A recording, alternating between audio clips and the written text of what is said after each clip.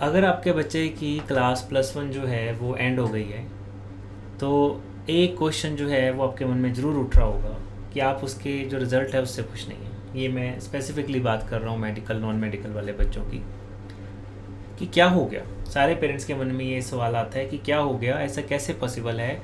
10th में हमारे बच्चे के इतने अच्छे मार्क्स आ रहे थे, +1 में आके एकदम से मार्क्स कम कैसे हो गए। तो ऐसा हर साल होता है, हर साल हम देखते हैं बच्चों का +1 में आके मार्क्स जो है वो कम हो जाते हैं और +2 जो है वो साथ के साथ ही शुरू हो जाती है। तो दिमाग में चिंता और बढ़ जाती है कि अब +2 का भी करना है, +1 के मार्क्स अच्छे नहीं आए, +1 का उसको सिलेबस नहीं अच्छे से आता, कैसे तैयारी होगी, कैसे कंपटीशन की तैयारी होगी। ये सारे सवाल जो हैं ये मन में चल रहे होते हैं। तो सबसे पहली बात तो आप ये जानिए कि +1 एंटर करते ही +1 का जो सिलेबस है वो बहुत ज़्यादा होता है, और जो बच्चे मेंटली उस चीज़ के लिए तैयार नहीं होते, अपना टाइम मैनेज नहीं करते और सारे सब्जेक्ट्स पे ध्यान नहीं देते उसमें, और ज़्यादातर बच्चों के साथ ऐसा होता है, और ऊपर से टीनेजर एज होती है, तो उसमें जो है कुछ सब्जेक्ट्स के मार्क्स कम रह जाते हैं। आपने ज़रूर देखा होगा कि रिलेटिवली किसी एक सब्जेक्ट में उसके मार्क्स ज़्यादा होंगे, 2 में कम होंगे, अगर हम फिजिक्स केमिस्ट्री मैथ्स की बात करें। अब ऐसा इसलिए होता है कि बच्चे को कोई एक सब्जेक्ट की तरफ ज़्यादा मन लग रहा था, उसने वो सब्जेक्ट ज़्यादा पढ़ लिया, लेकिन उसने ये नहीं ध्यान दिया कि पेपर में तो तीनों सब्जेक्ट आने हैं, टोटल स्कोर तो तीनों सब्जेक्ट का जोड़ के बनना है। इट इज़ नॉट अबाउट कि एक सब्जेक्ट मुझे अच्छा लग रहा है तो मैं एक सब्जेक्ट पढ़ लूँ। खैर, अब सोल्यूशन क्या है। नाउ द क्वेश्चन इज़ कि सोल्यूशन क्या है।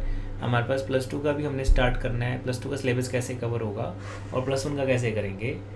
तो देखो, इन सारी बातों का जो आंसर है वो है time management. Time management is the answer, और +2 का सिलेबस हमें कंप्लीट करना है, और उसी के बाद ट्रू रिवीजन स्टार्ट होती है। जब +2 का सिलेबस हो जाता है, +1 का सिलेबस हो जाता है, क्योंकि जो कंपटीशन में जो क्वेश्चंस आते हैं वो सारे मिक्स्ड टॉपिक्स के होते हैं। उसमें ऐसे नहीं होता कि एक क्वेश्चन एक चैप्टर के बेसिस पे हो रहा है। जो एक क्वेश्चन है उसमें 2-3 चैप्टर के कंसेप्ट लगते हैं, वो मिल के मिक्स होके लगते हैं। आप कोई भी प्रीवियस ईयर के क्वेश्चन उठा के कराइए बच्चे को, आपको उसमें पता लग जाएगा। तो time management is the answer.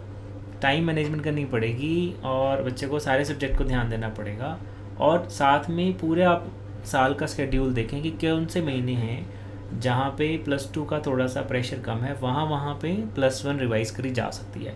But again that depends, कोई बच्चे ऐसे करते हैं कि पहले पूरी +1 कर लेंगे, फिर +2 कर लेंगे, फिर +1 रिवाइज़ करेंगे। कुछ साथ में ही रिवाइज़ करते हैं बीच बीच में जब टाइम मिलता रहता है।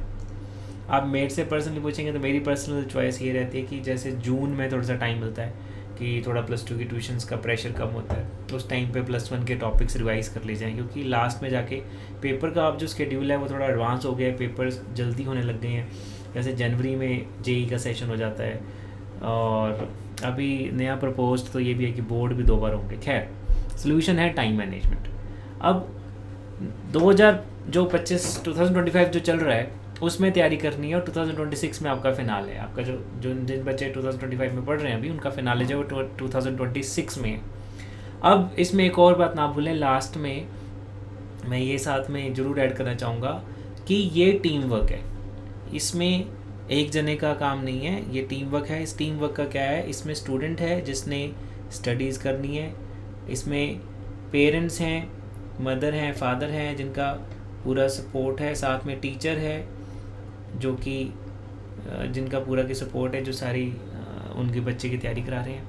इन सारों का मिलकर टीम वर्क है। ये तैयारी सिर्फ बच्चे की नहीं है, ये आपकी भी तैयारी है। अगर आप एक्सपेक्ट कर रहे हैं कि बच्चा तप और त्याग करे, बच्चा एग्ज़ाम के लिए तैयारी करे, तो आप भी तप और त्याग करें उसके साथ। ये 1 साल it's a very important, and ये एक टीम वर्क है, ये याद रखें। अगर बच्चा कोई फंक्शन छोड़ रहा है, पार्टी छोड़ रहा है, तो आप भी उसके साथ छोड़िए, आप भी उसके साथ मिलकर तैयारी करिए। वो मोटिवेशन और बच्चे को मिलेगी उस तैयारी को करने की। तो फ़िलहाल आज की वीडियो में, छोटी सी वीडियो में इतना ही। अगली वीडियो में अब अगले टॉपिक के साथ मिलेंगे।